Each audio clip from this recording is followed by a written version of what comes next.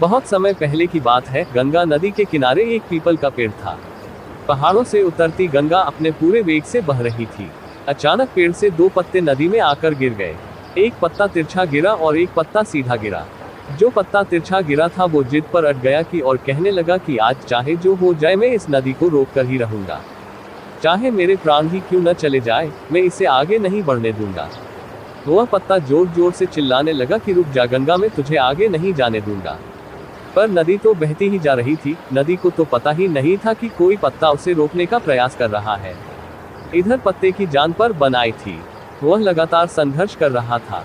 वो पत्ता नहीं जानता था कि बिना लड़े भी वही जाना था जहां थककर और हार कर पहुंचेगा। परंतु अब और तब के बीच का समय उसके लिए दुख और संताप का समय बन चुका था।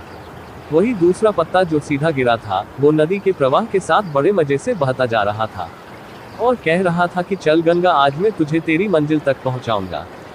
चाहे जो हो जाए, मैं तेरे मार्ग में कोई भी अवरोध नहीं आने दूंगा। नदी को इस पत्ते के बारे में भी कुछ पता नहीं था। वह तो अपने धुन में सागर की ओर बहती जा रही थी। लेकिन यह पत्ता खुश और आनंदित था, क्योंकि उसे तो लग रहा था कि मैं ही नदी को अपने साथ बहाए ले जा रहा हूँ। तिरछे पत्ते की तरह सीधे पत्ते को भी यह नहीं पता था कि चाहे वो नदी का साथ दे या नहीं दे, नदी तो वही पहुंचेंगी जहां उसे जाना है। पर अब और तब के बीच का समय उसके लिए आनंद का समय बन चुका था। जो पत्ता नदी से लड़ रहा था, उसके जीत का कोई उपाय नहीं था, और जो पत्ता नदी के साथ बहता जा रहा था, उसकी हार का कोई उपाय नहीं था।